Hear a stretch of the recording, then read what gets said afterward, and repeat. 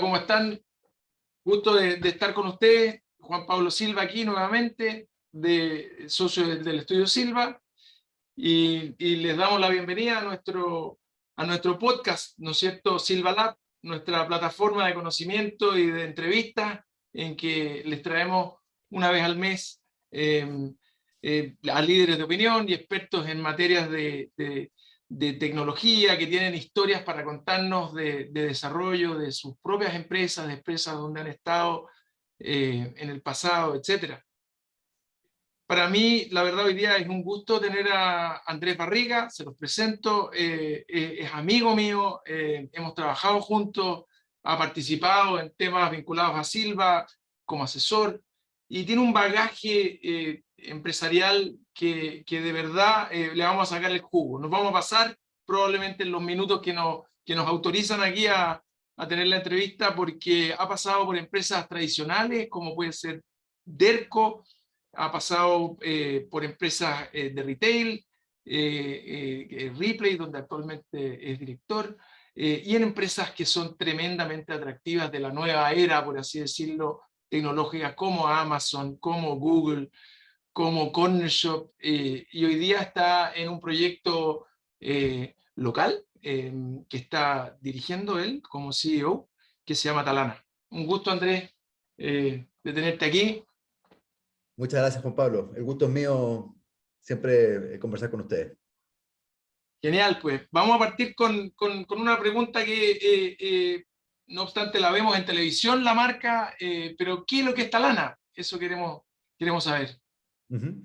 Bueno, Talana es un software de recursos humanos que es una solución todo en uno. Tenemos todos los módulos desde la contratación hasta turno y asistencia y firma digital para los recursos humanos de una empresa. Nuestros clientes son empresas de todos los tamaños. Tenemos algunas empresas con muy poquitos empleados y otras con varios miles. Tenemos algunas empresas grandes que son empresas tercerizadoras de servicios o algunos bancos de los más pequeños de la plaza trabajan con nosotros. Pero te diría que nuestro foco, nuestra propuesta de valor empieza a ser muy valiosa, sobre todo cuando las empresas tienen por sobre 40, 50 empleados, que es cuando empieza a aparecer la figura de la persona encargada de recursos humanos, el gerente de recursos humanos, empieza a aparecer en torno al empleado número 40, 50 por primera vez, y de ahí para arriba, digamos. Y ese es nuestro segmento, y actualmente operamos en Chile y en Perú. Hoy es 28 de abril y somos del orden de los 240 empleados trabajando en Talana aproximadamente, lo cual es un crecimiento que nos tiene bien contentos, digamos, porque cuando asumí como CEO hace exactamente 10 meses éramos como 115. Entonces, hemos más que duplicado nuestro equipo en estos 10 meses y es un crecimiento que nos tiene muy orgullosos y muy entusiasmados. ¿Cuánto tiempo tiene Talana desde que se formó? Talana fue fundada el año 2016 por dos ingenieros, Pablo de la Barra y José Antonio Backel. Pablo venía de ADP Payroll, que es como uno de los players con más tradición en el mundo de procesamiento de nómina en el mundo. Pablo era gerente de operaciones y se le ocurrió fundar esta empresa y convocó a su amigo tecnológico, el Tono, José Antonio Backel, y ellos fundaron esta empresa en el 2016 y reunieron a dos inversionistas y ahí ellos que propusieron armar un directorio con un directorio independiente en ese momento y ahí me invitaron a mí a ese proceso. Así que yo los acompaño desde ese rol, desde el año 2016, desde la fundación. Y, y produjimos en el fondo en Roque, donde yo pasé a ser gerente y Pablo quedó en el directorio en mediados del año pasado con la entrada de un socio mayoritario que es un fondo de private equity administrado por Venturance y Altis. Locales, chilenos, con quienes estamos haciendo toda esta nueva etapa de escalamiento de la empresa. Muy entretenido. Oye, te llevo, Andrea, ahora un tema que en las entrevistas yo siempre lo planteo porque creo que tiene vinculación con lo nuestro, pero de alguna manera me parece que es atingente a empresas como las tuyas, donde te ha tocado estar. ¿Cuál es tu visión del rol que juega la propiedad intelectual en empresas, ya sea más más desarrolladas o también empresas que están partiendo, startups Sí, que están iniciando en la vida de los sí, negocios.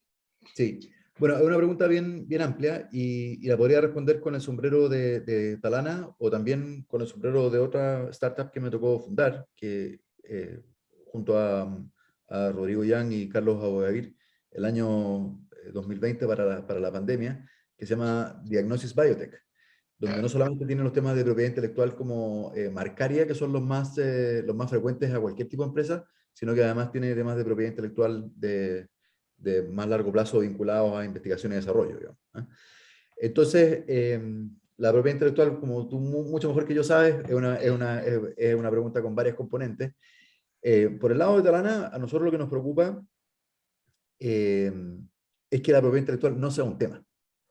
Tarde o temprano, empresas como las nuestras, si las cosas van bien, van a necesitar expandirse y van a necesitar recibir financiamiento probablemente de players extranjeros, world class, sofisticados, y ellos te hacen su due diligence y tú tienes que tener tu propiedad intelectual en orden. Entonces creo que una propiedad intelectual bien administrada es una propiedad intelectual que no es tema. Y en ese sentido, nosotros tenemos un equipo legal interno con dos abogadas que son súper choras, pero yo les dije, con la propiedad intelectual no se enreden, o sea, acá no nos podemos equivocar y no podemos estar pendientes de que se venció el dominio de Internet de Perú, de no sé qué cosa. Les dije, eh, coticen con un par de estudios y pongan, entreguenle la llave de todos nuestros assets de marcas, dominios y logos a estas personas, dijeron a ustedes, razón por la cual supongo que me invitaron a la entrevista. No Eh, necesariamente, porque tenemos vinculación mucho antes de Talana. y en el fondo tenemos todo con ustedes porque uno quiere como olvidarse el tema y asegurarse que va a estar todo en orden el día que lo necesite, digamos, ¿eh? No puede estar preocupado de eso. Después hay una segunda componente que tiene que ver con la administración de la propiedad intelectual, que te diría que es algo que muchos emprendedores tienden como a mirar un poco en menos al principio, pero tiene que ver con los contratos laborales. Los contratos laborales tienen que tener, en el caso de los desarrolladores de software, tienen que tener muy bien especificado que la propiedad intelectual que se genera pertenece a la empresa. Eh, es importante por todo lo que tenga que ver después del día de mañana para que nadie reclame derechos ni autorías que no corresponden, digamos, ¿eh? Y después, volviendo a una empresa como sería la otra que te mencioné, la de Diagnosis, ahí hay otros temas que pueden tener más que ver con patentamientos, Claro. cosas así que son de otro orden, con otro tipo de tecnología, que también obviamente, y en ese caso, en ese caso empresas, ya ahí están no solamente los temas marcarios de logo, dominio y nombre, sino que también hay temas de patentamiento, digamos. Pero Súper es un tema en el interesante. cual no soy tan experto, pero también es un tema de propiedad intelectual que es muy claro. Oye, mencionaste, por cierto, la administración de los recursos humanos, de las personas, de la gente, de la información. Eh, Creo que ahí surge algo que está muy en boga hoy día, que es la protección de datos personales. Eh, ¿Cómo está visualizando ese tema Talana? Talana tiene una base de datos brutal, Sí, de miles de personas. Hay un punto ahí, ¿ah? Hay un punto que sí, yo creo que sí. debe revisarse. Absolutamente. Y ahí tienes también otro componente importante que tiene una componente legal, que es lo que se llaman los términos y condiciones del software y las políticas de privacidad. Claro. Eh, nuestro plan en el cual estamos trabajando, y no te voy a decir que estemos ya en el nirvana que No, nos planteamos, pero el plan en el cual estamos trabajando nosotros es anticiparnos un poco más allá de incluso de lo que la legislación local actualmente exige, y tratamos de apuntar al estándar europeo de privacidad de datos. correcto. Nosotros, por la naturaleza de la información que manejamos, tenemos que ser extremadamente estrictos, y la cantidad de controles internos que tenemos es relevante. Y no cualquier persona en la empresa puede acceder al dato de cualquier cliente, digamos, para nada. O sea, de hecho, yo, por Correcto. ejemplo, que soy el CEO, no puedo entrar al sistema de ningún cliente y ver nada, digamos. Eh, Después tú tienes que preocuparte de que las personas que estrictamente necesiten tener acceso puedan entrar. y después de generar los logs, vale decir que quede registro de quién entró a acceder a qué información. Porque en el fondo alguien podría tentarse y mirar algo que no le corresponde, y eso no puede ser, y por lo mismo el hecho de que quede registrado quién entró a qué, eh, eh, hace de que las personas no se tienten. Tengan especial cuidado, claro, en meterse en eso. Exacto, exacto. Sí. Y Oye, para nosotros es como, si nosotros tuviéramos un problema en esa línea, el costo reputacional que tendría es demasiado alto y lo tenemos como al centro, como un holy grail del negocio, la seguridad de la información y la privacidad de los datos. totalmente de acuerdo. Vámonos, Andrés, a un tema que yo creo que tocamos recién, lo mencionaste, pero va a ser útil para quienes nos están escuchando y sobre todo quienes están mirando la internacionalización como el futuro inmediato o inmediato de su empresa. Talana ya está fuera de Chile. Mencionaste Perú. Eh, Interesante el consejo, quizás. Yo creo que es difícil dar un consejo general, pero ¿por qué Perú? ¿Cómo ves tú esta expansión, tanto en Talana como en las otras empresas que te ha tocado estar, eh, hacia el futuro? ¿Cómo deberían estar mirando los mercados internacionales las empresas chilenas que están partiendo? Sí, tal como tú dices, es algo que es bien caso a caso según la industria, el tipo de negocio y los países, los tamaños de los mercados, ¿ya? En el caso nuestro en particular, el mundo de los recursos humanos es un mundo que tiene una componente altamente local, de regulación local, de cada país, sobre todo en los productos de nómina y en un poco menor medida también en los productos de asistencia y turno y firma digital. Razón por la cual la expansión nuestra no puede ser así como tan acelerada, ¿ya? Y tampoco puede ser como a tantos países al mismo tiempo. Yo creo que pensando en consejos que sean como realmente generales, a mí me parece que lo que uno tiene que hacer siempre es pensar la empresa en forma eh, expansiva o en forma internacional desde el día uno. Y esto implica, por ejemplo, en el caso del software, pensarlo para que el día de mañana pueda funcionar con multiidioma, con Claro. multimoneda, etcétera, digamos, y no hacerlo todo como tan local, ¿ya? Y eso, cuando uno lo piensa desde el comienzo, creo que trae grandes beneficios, en que el software sea como mucho más parametrizable, digamos, ¿no? Claro. Que no sea como una estructura tan monolítica, es algo que acelera mucho las cosas del día de mañana. Eh, yo creo que uno tiene que plantearse desde el inicio si es que va a ocupar a Chile como un lugar en el cual va a mostrar tracción inicial solamente y después tiene clara la siguiente jugada o no. Pero a mí me pasa que me toca muchas veces conversar con gente de que yo creo que está cayendo en la tentación de una expansión demasiado prematura. Y, y quienes hemos estado en esa tentación o quienes hemos estado cerca de lugares donde ha ocurrido eso, sabemos que puede ser incluso una causal de muerte a la hora de una autopsia. Cuando uno está haciendo la autopsia y dice, ¿qué le pasó a esta empresa que falló? Yo creo que una de las causales muchas veces puede ser una expansión prematura. La gente subestima el foco que le toma a los operadores o a los fundadores de la empresa abrir un país nuevo. El costo de setup es mucho más alto de lo que la gente cree al principio. Y yo creo que la tentación de expandirse antes de tiempo suele ser muy alta. Y yo creo que es mucho mejor hacerlo cuando uno ya dominó en el mercado donde nació y después va a replicar y escalar algo que ya sabe que le funcionó, algo que ya sabe cómo hacer. Pero cuando va a otro lugar, antes de tener ni siquiera claro en su cancha local cómo se hacía, probablemente puede estar pecando de prematuro y yo lo desaconsejo. Muy buen consejo. Oye, Andrés, mencionamos también en el caso de Talana que hubo un momento en que entraron inversionistas eh, ya más grandes.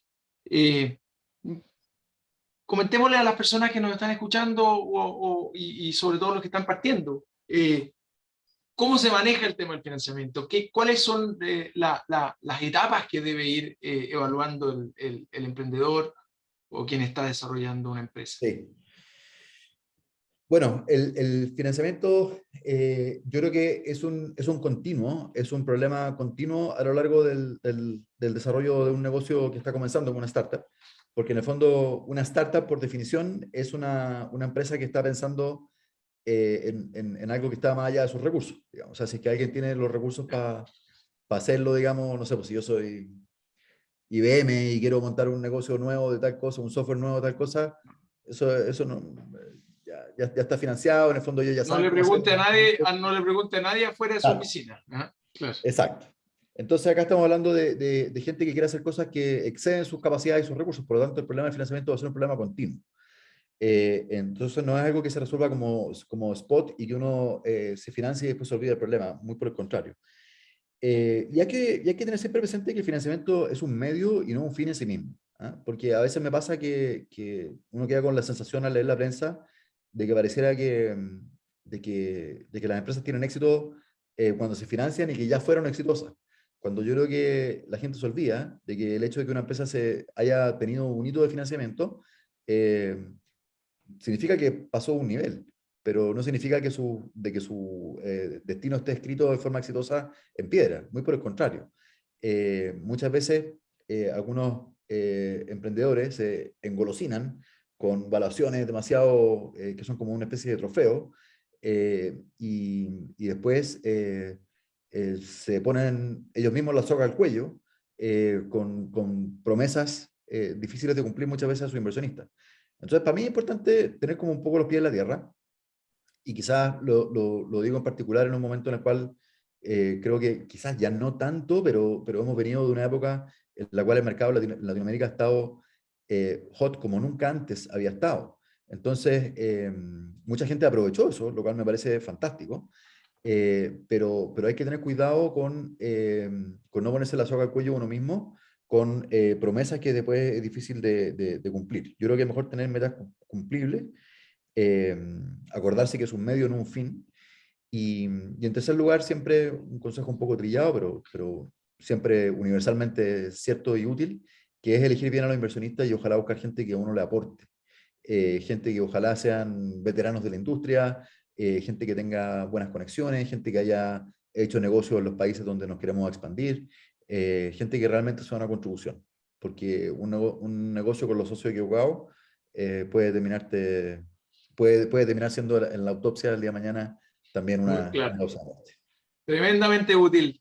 Andrés, te hemos sacado el jugo y vamos a seguir, lamentablemente, pero con preguntas mucho más terrenales, más sencillas. Siempre pregunto yo a los invitados qué están leyendo, qué libros recomiendan y también qué series están viendo, porque a ver si coincidimos.